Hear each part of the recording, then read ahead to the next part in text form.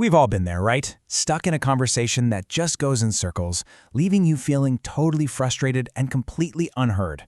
But what if you could actually see the hidden script playing out? Well, that's what we're doing today. We're going to decode the psychological patterns that derail our discussions and figure out how to rewrite the ending. You know this feeling. I mean, you really know it. You're trying to make a point, trying to connect with someone, and it honestly feels like you're talking to a brick wall. You end up just repeating yourself over and over. And that frustration just builds. It's such a common experience, but believe it or not, it's not random at all. And this is so important to get. These conversational dead ends, they have nothing to do with how smart someone is. It's not about intelligence. It's about predictable patterns, these little cognitive shortcuts that our brains just love to fall into. The real power comes when you learn to recognize them, because once you can see the pattern, you can actually change the conversation. And that's exactly where psychology comes in. It's like a lifeline. Think of it as a map for the messy, tangled world of difficult discussions. So instead of getting lost and frustrated, we can use these insights to find our way to a much clearer path. So the official term for these conversational traps is unproductive discourse patterns. Yeah, I know, it sounds a little bit stuffy, a bit academic, but the idea behind it is actually really simple. These are just the habits we fall into that, without us even realizing it, slam the door shut on real dialogue. They are, quite literally, conversational door slammers.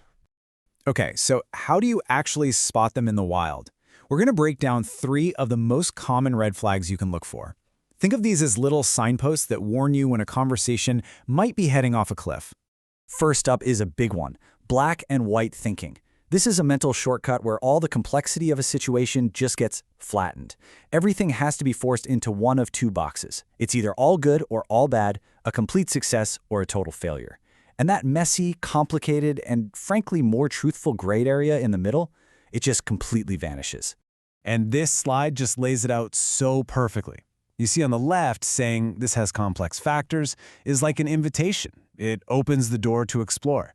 But the view on the right, that ultimatum, it's either a complete success or a total failure. That's a dead end. It slams that door shut on any real, meaningful discussion. Oof! Here's that pattern in action. This one sentence, if you don't agree with me, you're the problem, it instantly creates a battlefield. It's us versus them. It makes collaboration totally impossible because it frames a simple disagreement as some kind of moral failing. Okay, our second red flag is something called overgeneralization. This is what happens when we take one single negative thing that happened and we spin it out into this permanent, never-ending cycle of defeat. The words to listen for are always and never. Those are the big telltale signs. Just look at how this changes. My presentation didn't go as planned. Okay, that's a contained observation. It's about one specific event. But overgeneralization turns it into a fixed part of your identity. I'm terrible and I always will be. And just like that, a single stumble becomes a life sentence. I mean, we hear things like this all the time, don't we? Someone is late one time, and suddenly it's not about that one person or that one situation. No, it becomes this huge, sweeping judgment about people these days.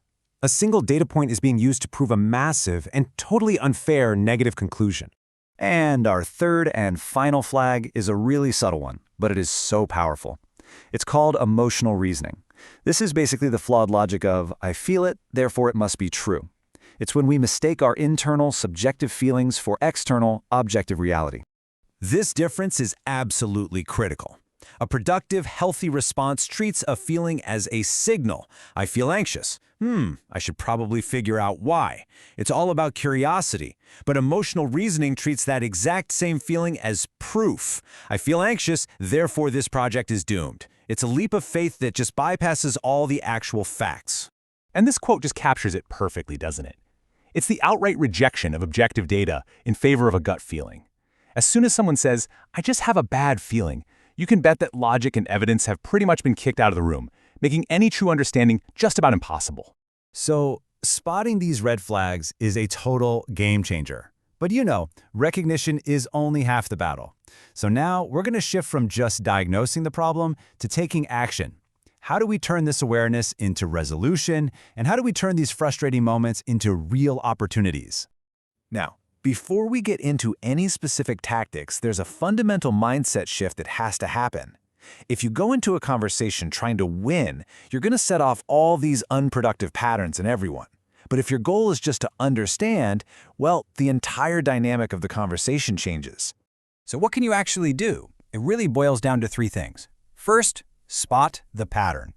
And this part is key. Start with yourself. We have to be honest. We all do this sometimes. Self-awareness is the real first step. Second, ask clarifying questions. Don't attack the person, just gently challenge the pattern itself.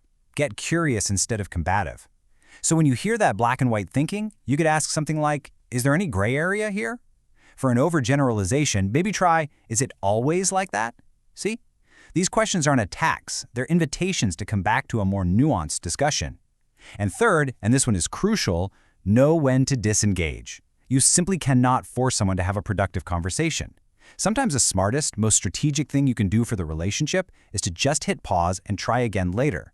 It's not giving up, it's being strategic. So I'll leave you with this. The next time you feel that familiar frustration, that feeling of just talking past each other in a conversation, what are you going to listen for? Will it be the rigid certainty of black and white thinking, the sweeping judgment of an overgeneralization, or maybe the quiet tyranny of emotional reasoning?